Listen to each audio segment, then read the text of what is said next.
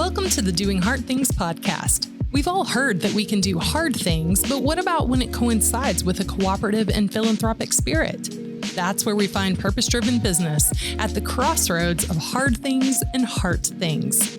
I'm your host, Amanda Mazzo. I'm an artist and business owner and have been my own boss for more than 15 years. I'm also a purpose mentor to collegiate juniors and seniors, and am so inspired by conversations around who people are becoming versus what they're achieving. Surprise! My guest today for this pop-up episode is Amber Zaricor. Listed amongst the top 10 designers in Tennessee, Amber leads a team of creative entrepreneurs in building brands through powerful storytelling at her Nashville-based branding agency, Copperheart Creative.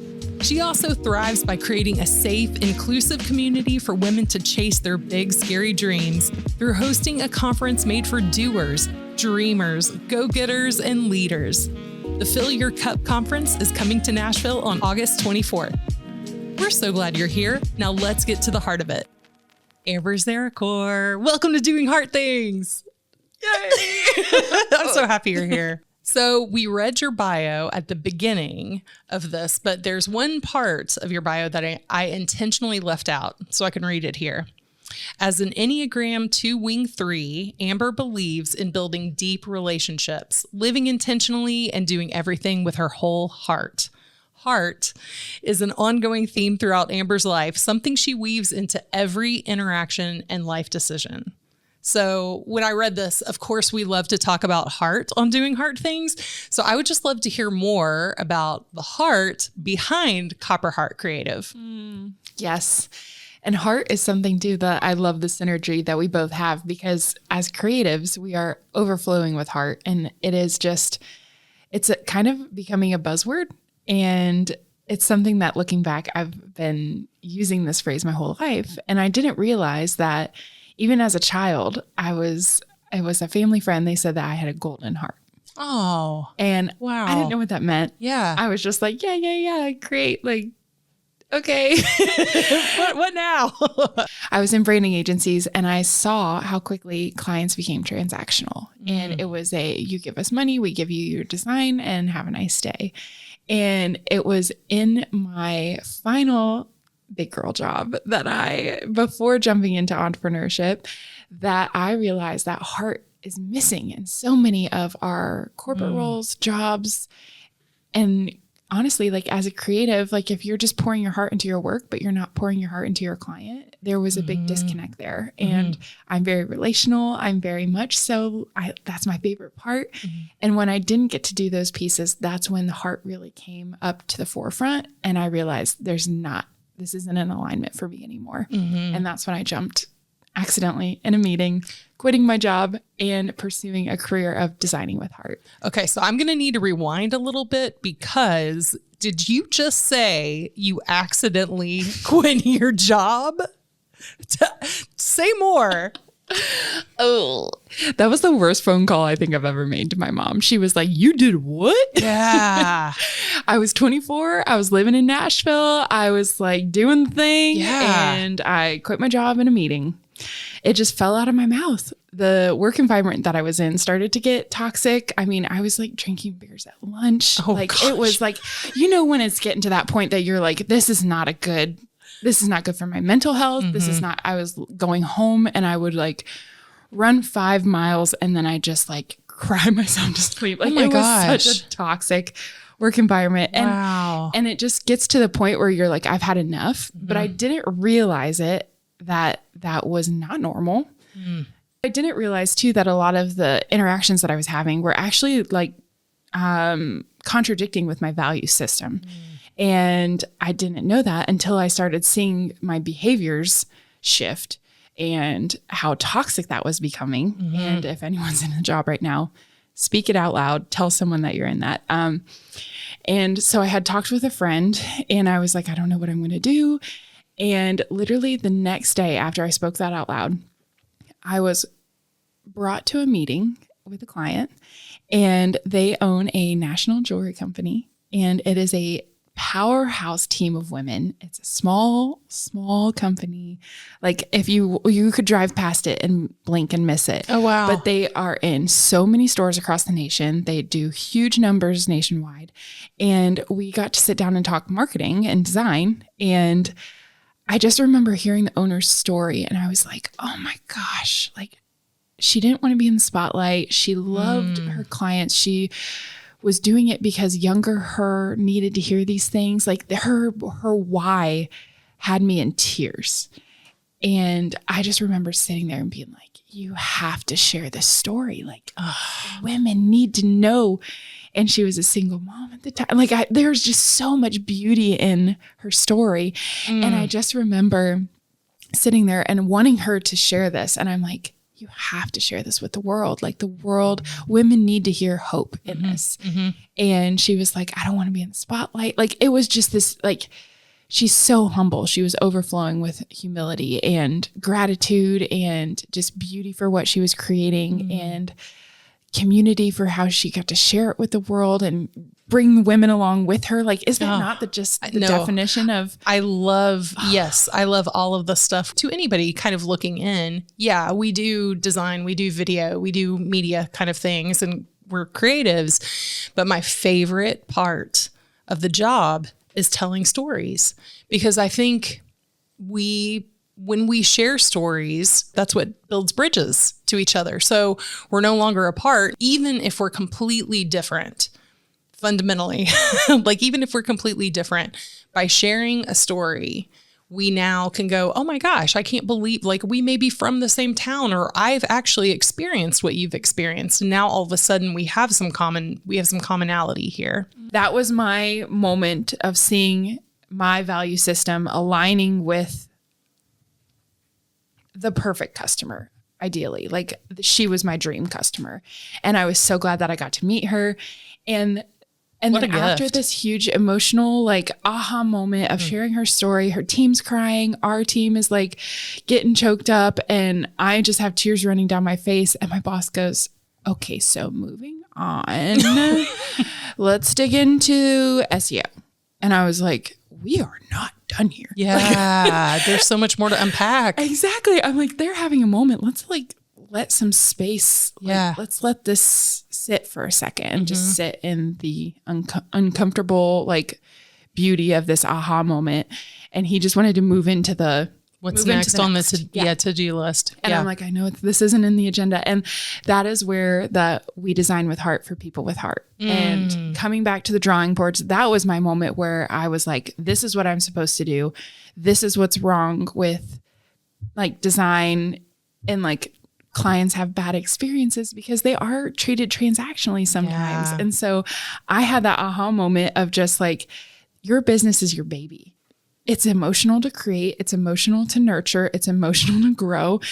It's exhausting. There's blood, sweat, and tears in that. And when you don't have space to like show those emotions in a creative process, which is very much so of like, you're getting everything on the table. You're sharing your dreams, your vision, your hardships, your totally values. Vulnerable. It's so valuable. Oh my gosh. It's so vulnerable. And sometimes I feel like a therapist. I don't know. But I'm like, I'm listening. Yeah. And there is just beauty in that space. And so I was like, that's where the heart comes in our creative process. But I didn't realize that that's who I am as a person too. Like, wow. When I meet a new person, I mean, we immediately connected, and it's just like, go deep with me. Like, sit here with me, share your deep like loves and feelings and what sparks joy and what you're struggling with and your big scary dream. And that's where the rich stuff is, right? Exactly. Yeah. When you were talking about vulnerability, I mean, that's immediately where my mind went, because one of the things that I'm learning, and I've said it before, but I'll say it a million times for everybody until they listen, until they get it. When you're vulnerable, I mean, that's super scary, especially as a business owner or a creative or, human. Can we just say that? Yes. If you show your vulnerability, it encourages other people to be vulnerable too. It gives them permission to be vulnerable too. And so that, yes, I'm with you. Like it's scary. There's rich stuff down there. And when we're in those seasons of like hardship or feeling like your cup is empty and you share this vulnerable thing or that you're feeling a certain way. Or like I said, I called a friend and was like, I don't know what I'm doing. I don't know. This isn't a good fit anymore. I took my vulnerability and my like insecurities and questions and unknown, and I shared it with someone, and she was like there to walk with me through that process. So when I called her and I was like, hey, so I quit my job, and like, she's like, I'm not surprised. Like, so it's interesting too, how we also open a door for someone to come in with us into that space. Staying on this heart theme, I want to chat a little bit about your podcast, Small Business, Big Heart. Tell me about how you started it. What's been your favorite part about sharing some of these stories that you're talking about? My podcast is a little different in the sense that we interview our branding clients. So as we're going through the branding process, I hear incredible stories of risk and reward and challenges and learning lessons and like these beautiful moments that entrepreneurs share with me in the vulnerable branding process, as we've talked about. And I'm like, they deserve a platform to tell their story. And granted, some of our branding clients have shared that and are public speakers and have their own podcasts and all the things, but it was this beautiful moment where I was like, I think that this is a collection of stories that also showcases that we love to listen. Like when you have a podcast, it showcases your special skills and your special sauce. And so we are obviously like loving to pull the heart out. We love getting into the weeds of not just your business, but your personal life too. And so it was just a platform to be able to share our clients' amazing stories. And I can't wait to start it up one day. But season 1 is out there. And some of my favorite episodes are in person like this, or I got to interview again the client that I initially had that aha moment with. I got to interview her. Oh, cool. And we got to share that story from her perspective. And then I got to share about it too. And it's just amazing how like when you meet someone, you never know how your path is going to cross or how it's going to intertwine into your life, and the joy or the value or the like lessons learned that they're going to bring into your life, and coming in with just as yourself and then creating space to learn and to be a sponge. I would have never thought that I would be interviewing her on my podcast or rebranding her business one day. And so cool. Being able to host my conference in her venue one day. Like it is so cool to be able to see like how God places people in our lives. We talk a lot about, of course, we're here to talk about, purpose-driven business. That's, what Doing Heart Things is about mostly. But I love that a lot of these things that keep coming up are, about values-based businesses. Like you said, taking your personal values and integrating that into what you do or how you interact with clients. I'm curious what the word purpose means to you, and how are you pursuing that? Oh my gosh. Well, I knew you were going to ask this question because you ask it in all of your episodes. I do. And it's so funny because I just watched the Disney movie, Soul. Have you seen that? Yes. Yeah. When he like tries to find his spark and like his purpose, and he thinks it's music, but it's actually helping and loving and his serving people. Yes. Yeah. And so I feel like, I know that's not an answer, but just watching that, I'm like, I always thought that my purpose was to create and to design. And then I started doing that and doing it more and doing it more. And then I experienced burnout, and I realized that my purpose isn't creating, it's community and being able to pour into others and being able to receive and being able to surround myself with good people, spreading the light, creating the safe space for vulnerability and deep questions and like community. Yeah. And so I feel like purpose is really just finding like that. If this is what your surface level, what you think your purpose is, go deeper and say why, and then say why, and then say why, and keep getting into like that 7 layers of deepness, 7 layers of why, of getting even more and more, because I thought it was creativity, but what actually creativity was going deeper into relationship. And then what relationship was going deeper was into heart. And what heart was going deeper into was, again, like purpose. And I get to help other people bring their things to light and the connection that happens from that. So I don't know if I answered your question. You did, though. Like, I love, everybody's answer has been different. And so that's been really interesting for me. And I certainly don't want anybody to think there's a right answer or wrong answer. I think it's different for everybody, but it is interesting because when I started digging in and doing this work, I realized pretty quickly that my purpose is to encourage people as they develop their own creative gifts. So it aligns with what I do. But I really want to be that salt and light and enhance that flavor and help pull out those gifts that I see in other people, right? So it's interesting that they can come together, they can work together, but it isn't, my purpose is not to be a graphic designer. Yep. I like what I do. I want to, I want to continue with that, but I love what you said, like ask the why and then the why again, and then keep digging, because it is a very much continual journey. And that might shift, it might change. Totally. But like if your quick answer is what you do, then that's probably not your deep purpose. Like that can always shift, that can always change. Like my career may change, but my deep purpose will never change. And I feel like mine is to love people. Yeah, it's never going to change. And if you need advice on finding your purpose, watch Soul. Disney Plus. I love that. So this kind of just piggybacks a little bit on what you were saying. Another thing we talk about here a lot is tuning into what makes your heart come alive. That feeling. I think it's something good to pay attention to because it does lead you down that purpose journey path. That's a mouthful. It is a purpose journey path. Yes.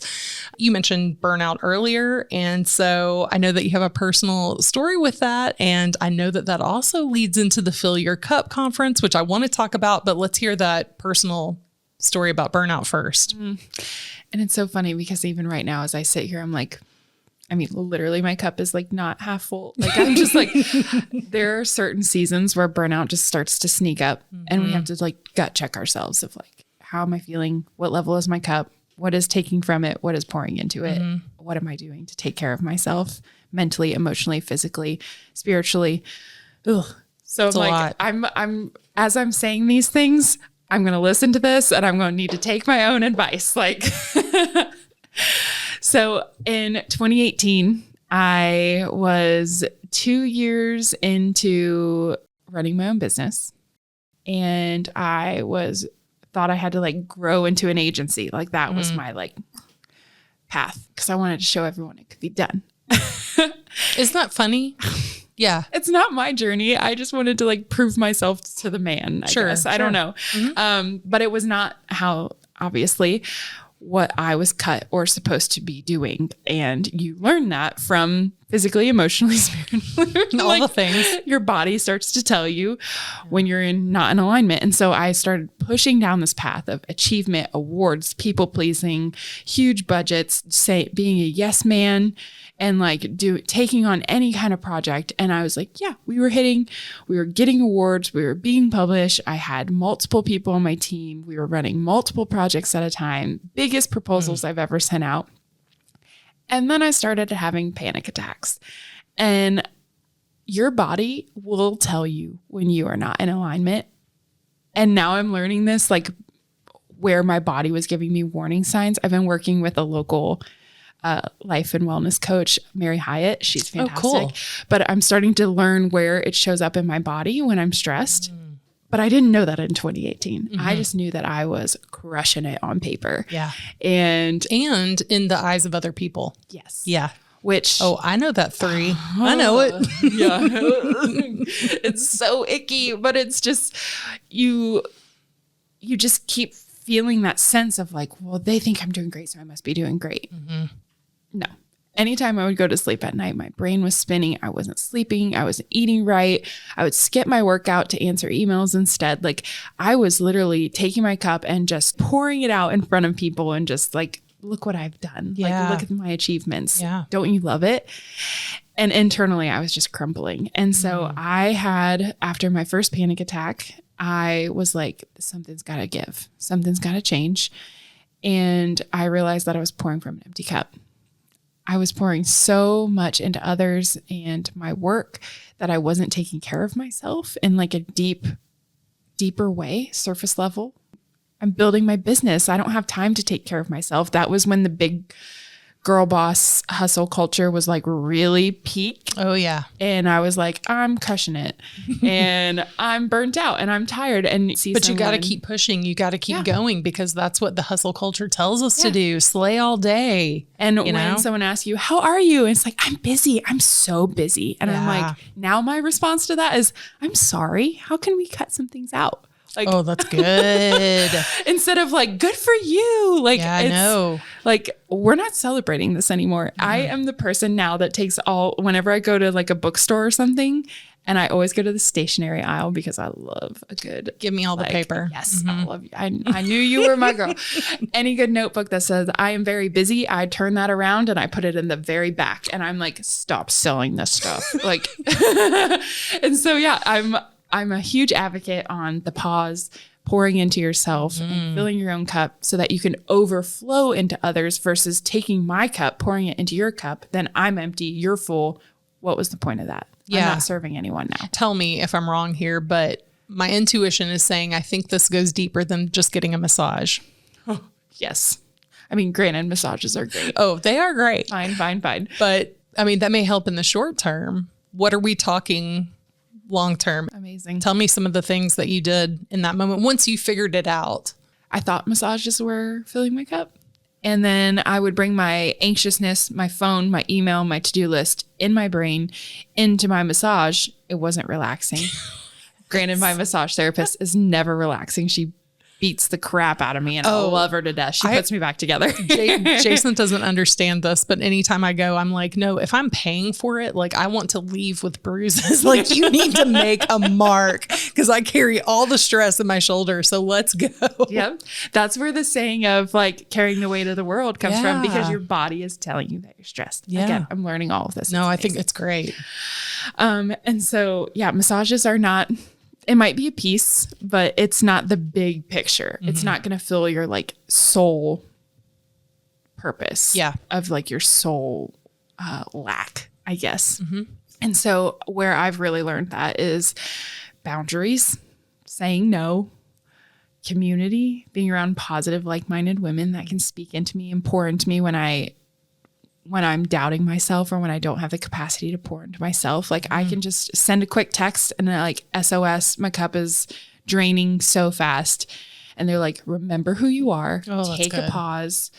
Honestly, for me, journaling is a huge piece of that. And it's like that self-reflection of self-awareness and pausing from my crazy schedule, stop looking at emails and texts and social media and thinking about what everyone else is doing and just pausing and saying like, what do I need right now? Ideally, I would start my day with that, reading, writing, because I think sometimes even if you do just like set your timer for 15 minutes or 5 minutes or whatever, and just let your brain dump on a piece of paper, sometimes things come out that you didn't even realize. Like I'll write a sentence and I'm like, I did not know that's how I felt about that.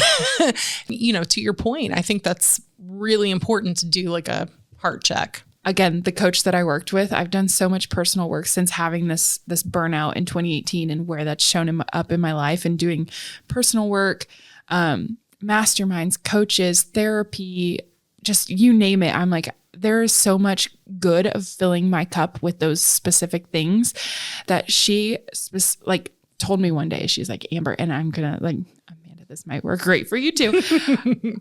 She would have me journal, like just be so real. She's like, if you're not a safe person for yourself, who are you a safe person for?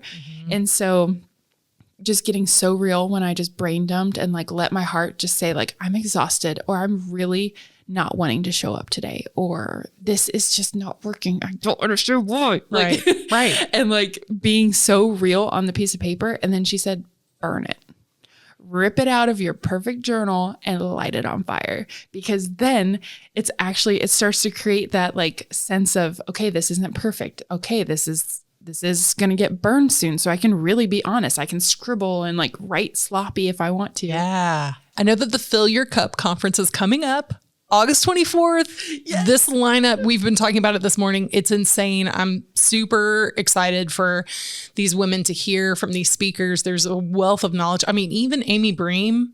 She's incredible. What? She is a Nike sponsored CrossFit athlete. That's and she it. Just competed this weekend. Amy, you crushed it, girl. But not only that, I mean, she's had these huge, physical things that she's had to overcome. I'm sure that comes with a lot of mental challenges to overcome. I mean, it just is incredible. We'll definitely link to her because I want everybody to, whether they can make it or not, I want them to be inspired by her story. But let's start from the beginning. How did you found Fill Your Cup Conference? Yes. Oh my gosh. Well, in 2018, when I was totally burnt out and saying no and creating boundaries, I started having conversations of like, I'm feeling burnt out. Like when people were asked, how are you? Instead of saying, burnt out, I'm thank busy, you. good. Yeah. I'm like, I'm a little burnt out. And they're like, oh my God, me too. Oh, wow. And like their shoulders would drop and they're like, oh my gosh, me too. And they're like, but if I would have said good, they would have been like, great, me too. Yeah. Like you're feeding off each other's of like, is this a safe person to tell that I'm actually not doing great or not? And so I would just be like, I'm just a little burnt out. And it's not negative. It's just a little honest. And some people are like, oh, okay. Like they're uncomfortable with that. And I'm like, but it's all right. I'm filling my cup. I'm doing the work. And so I kept catching myself like, it's all right. I'm filling my cup and I'm working on it and learning new ways to fill my cup. And I actually had a meeting with a client again. All of my great interactions happen with client and aha moments. And it was interesting because she was also saying that she was feeling this. So this is an ongoing thing that all women in different seasons of life experience. And it was just this, I'm like, wow, as women, we don't talk about this enough. And so in all things 2 wing 3 of me, I'm like, we can help each other and let's put on this huge event and have it be beautiful. Like, and this, honestly, like at first it started as like, let's get some inspirational speakers. Let's all get in a room. And then my heart and my love for creating experiences, usually coming in through branding, but now coming in from like a physical experience, got to shine. Amazing. Our first one was in February of 2020. Oh, wow. Yeah, right before the world shut down. Wow. It was right at the point where people were like, so there's this thing going on. But it's not here and it's not going to be here. Yeah. And it's like not going to be a thing. Like, what is this? And a couple weeks later, we never knew that's wild. That ourselves and our audience would need that conference more than ever to carry them through that season. I mean, when you can be a container or you can set a space for whatever happens, and I'm like opening my hands as I'm doing this, but like you have no idea what's going to happen or the ripple effect of just setting the stage and just being there. So tell me a little bit about what people can expect or how they can register. Like we said, it's coming up August 24th. Yeah. Here in Nashville. This will be like home game. So excited. And so, it's August 24th. It'll be at 1410 in the Nations for my beautiful space. Nashville gals. I actually got married there. You're kidding. We just went to a wedding there. I mean, it's beautiful. It's absolutely beautiful. And wow. And to have such an emotional experience there, from getting married to my best friend, and then now being able to set the space in like a totally different heart space of being able to give back and pour out. And that's special. I'm really excited. So we have some incredible speakers, as you mentioned. Yes. And Mignon Francois, who's incredible. Cupcake Collection. Amy Bream. Did I see Triluna? Yes. Yeah. Okay. Ashley Brooke James from Triluna. Okay. Mary Hyatt, who I was talking about the body things. And then we have Joanna Dixon, who owns Matters of the Heart Counseling, and CG Townsend. And she is so good. Awesome. Her entire business is called Balanced Over Busy. Oh, I love that. I'm like, I love that. I found her and she is just a wealth of knowledge and wisdom and just heart. I love She's that. Great. That's so good. But we have an incredible lineup. But it's so funny because every single year we do exit surveys at the end of our conference. And I always love to hear, people's feedback and then apply it the best that I can. And every single year, women want more opportunity and white space to connect. Like they don't actually want to hear speakers all the time. Wow. And you know, when you've gone to a conference and they just, it's like speaker, and then you're deep in this topic, you're taking your 10 notes, and all of a sudden they're like, okay, next on the mic. Next and you're speaker. like, whoa, like now we're switching to a different topic. Yeah. So we create white space throughout the day to have journal prompts after each speaker so that you can reflect and apply Digest. what you heard. And then we have discussion questions for my verbal processors. So we have some breaks after speakers are journal questions, some are discussions. And then we also have a pretty large chunk in the middle of the day right before lunch so that you can go into like keep the conversation going. But I call them wine night introductions. Ooh. And I used to host a wine night in my home every Wednesday, and we would always go around and introduce ourselves. And we would always end by saying our big scary dream. And so we do this at our tables, and it is like the women that really show up. And I'm specifically talking to the women that comes to conferences by themselves, get the most out of this section. Like it's everyone's favorite. They really bond with their tables. And that's when I get to like step back and look at the conversations happening. Yeah. And I see tears, I see hugs, I see like people like rubbing backs and like shaking their hands and like nodding. Like you see people, like you could literally be like Ed Sheeran's outside, and like literally like, no one would be like, we're in this conversation, go away. Like it's like, and how amazing. Special for you. We were just talking about, you know, something you created, like to have a tangible moment, very different from how it used to be like, look and see what I did. But like to have that moment internally to step back and go, wow, this was in my head. It was in my heart. And now it's hitting all these other women. I mean, I feel it, like that's emotional. So tell our friends listening the website, and I think you may have a little special surprise for Doing Hard Things listeners. Yes, I do. Okay. If y'all would like to come to Fill Your Cup Conference, I would love to have you. As of right now, we have tickets available. That's great. While they last. Yeah, and get on them. It is at fillyourcupconference.com.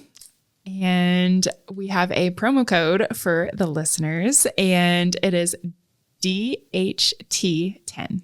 DHT10. I would love to share what we talked about when I first came into the space. Like, is that all right if we share that Totally. story? Okay. Mignon Francois is incredible. For those who don't know and those who don't live in Nashville or New Orleans, she heads up she was like the brains and the heart behind Cupcake Collection. Literally the best cupcakes you will ever have.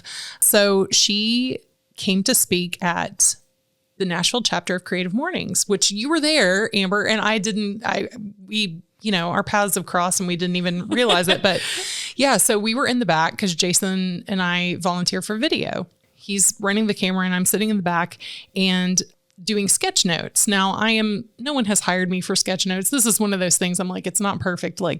But it's just a way for me to process what I'm hearing. It's how I take notes. I draw, a little person like holding up a sign or whatever it is.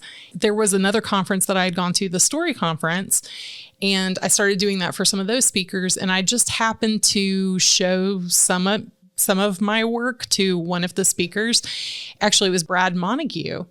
And he was like, if you're not showing these to every single person that you do this for, I mean, it really was an encouragement to me because I just didn't think, the drawings are like nothing. It's no big deal.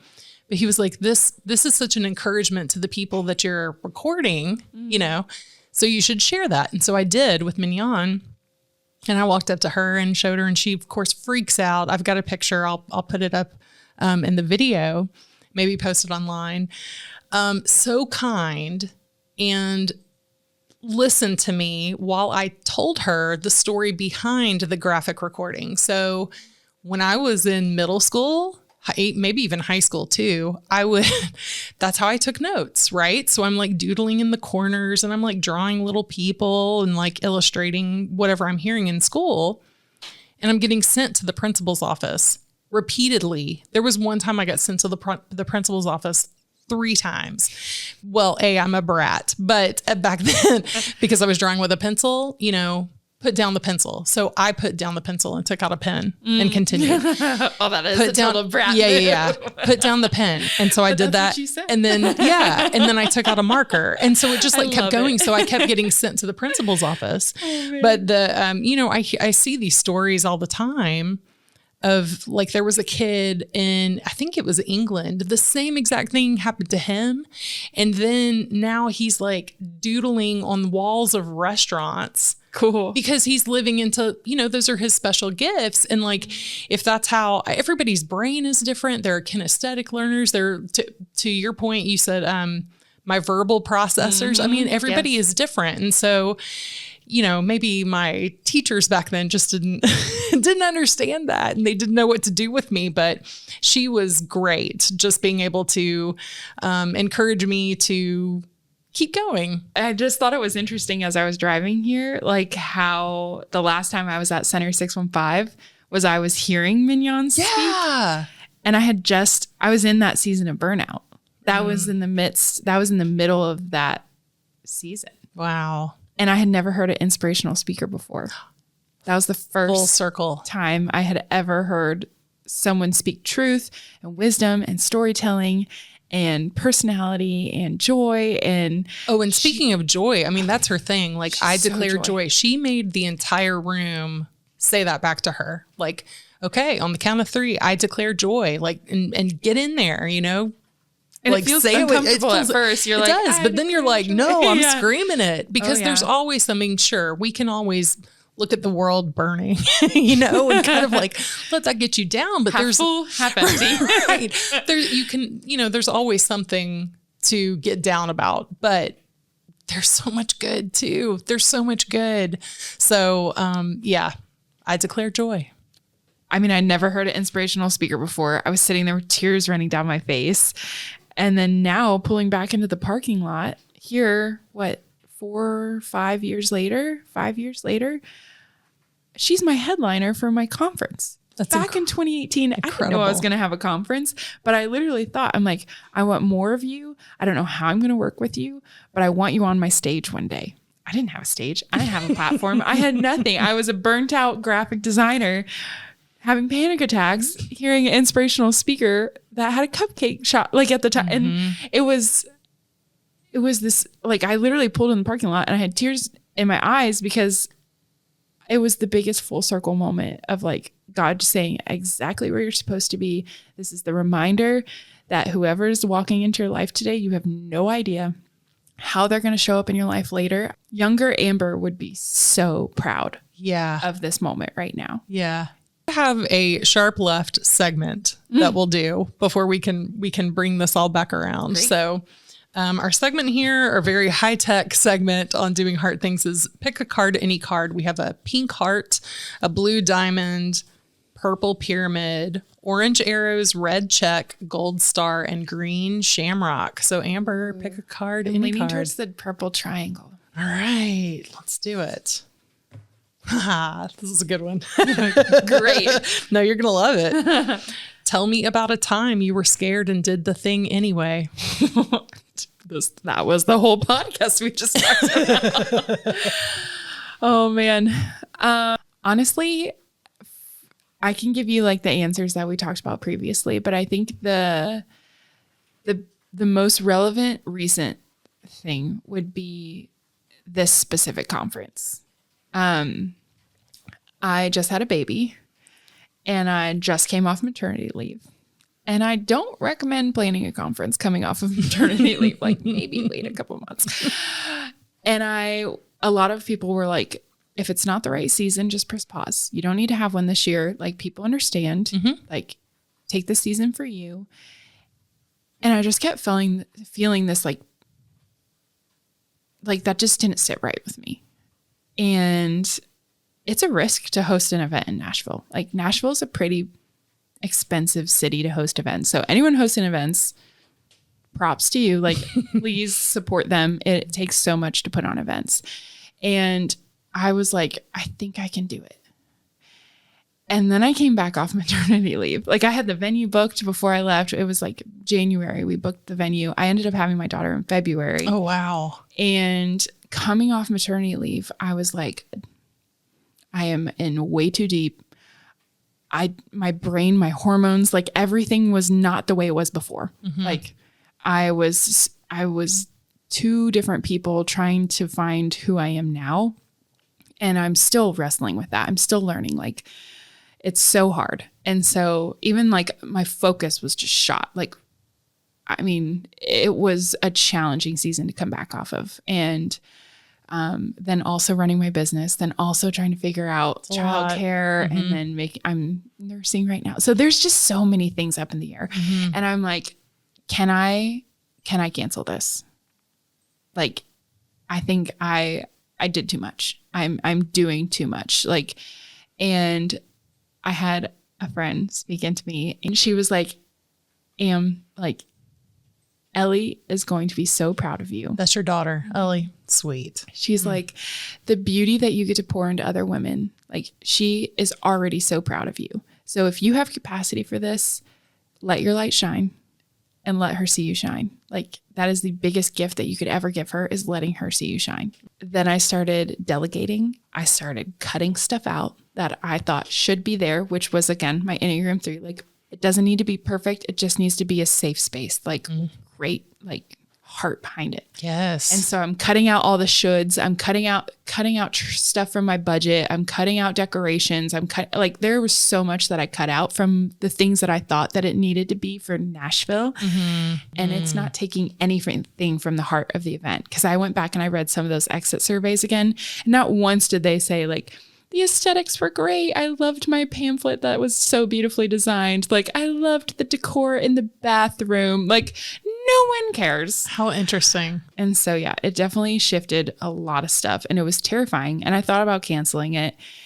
And then I thought about the impact. Whatever big, scary thing is in your heart, like I thought it was too big for me.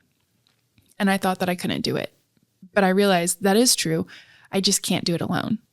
I can't sit here and try to do all of the things and be everything to everyone because it drains my cup. But if I can focus on the one thing, the purpose-driven thing, and do it with heart, my whole heart, and set the stage, then magical things can happen. Can't wait for other women to experience her joy, to feel their joy. But it all started back 5 years ago. Oh, it's so good. In that season of Burnout, hearing her speak here in Center 615 upstairs, like recording. What? Yeah. Won't he do it? Won't he do it? So good. Can you share one lesson that life, entrepreneurship, your podcasting, and now hosting this Fill Your Cup conference, one thing all of that has taught you that you think everyone should learn at some point in their life? You are not helping anyone unless your cup is full. You're not showing up your best self. You're not showing up in your marriage. You're not showing up in your business. You're not showing up as your best, full, wholehearted self unless your cup is full. And they always say you can't pour from an empty cup. And there's some conversations going around that you have to pour from an empty cup, specifically in the new mom space. Like interesting. Sometimes your cup is empty and you still have to show up. Okay. Which I get that. Yeah. But that's where I'm like, I need help. I need to text my friend. I need to text my mother-in-law. I need to like send her to Mother's Day out today. Like I need to ask for help. And I'm not showing up best for her if my cup is not full. I'm not showing up for my clients. I'm dropping balls. Like, but there's this beautiful shift when your cup is full and overflowing. And it's just the same as like when you get into an airplane and they're like, put your mask on first before you try to help others. Yep. Exactly the same, because how are you going to help someone if you don't have oxygen? How are you going to pour into someone else's cup if you don't have anything in yours? And it shows up differently. And a lot of the conversations that I have with women, specifically right now, like leading up to Fill Your Cup, maybe that are on the fence or aren't sure if the conference is for them. And I'm like, what is it costing you to not have a full cup right now? If I could leave anyone with anything, it's please pour into your cup so you can overflow into everyone else around you and everything that you love to do, so that you have that joy in your heart, that you can just be vulnerable and create connection. Because if you don't have a full cup too, there's no way that you can have vulnerable conversations. You don't have the capacity. Your brain's somewhere else. Mm-hmm. Yeah. So there's a gift in that. I love it. Is there anything that we didn't talk about that you want to talk about? Just excited to be here, and it's just so great to meet you. Oh my gosh. Again, and connect and be in your space, and it's so colorful and fun. Thanks. Okay, I have one last question for you to bring it back around to purpose. What is your why? My why is to love others, set up a safe space, be vulnerable, share my story, my dreams, listen, and actively listen when other people feel safe to share them with me, and encourage them along the way and love them through it. I love it. Amber, you're a gift. It's just been so much fun for me. Thank you so much. I love your heart. I can't wait to see what happens. Thank you. Thanks for coming. Thank you. If you'd like to hear more, you can hang out with Amber in person when you get your tickets today to the Fill Your Cup conference on August 24th. Save $10 with promo code DHT10, that's DHT10, at fillyourcupconference.com. Follow Amber at Amber Zaricor, that's Zaricor, Copperheart Creative at Copperheart Creative, and the Fill Your Cup conference at Fill Your Cup. Amber's Small Business Big Heart podcast is also on Instagram at smallbusiness_big heart. We're also on Instagram at Doing Heart Things and at Mazzo Media. We'll see you back here with the last 4 episodes of season 1 on August 15th. Until then, keep doing heart things. Doing Heart Things is brought to you by Mazzo Media, an award-winning creative studio in Nashville, Tennessee. We work with people, brands, and organizations to help tell their stories through videography, photography, graphic design, and social content. We believe that everyone has a story worth telling, and it's in those stories that we build bridges to each other. Ready to share yours? Get started at mazzomedia.com.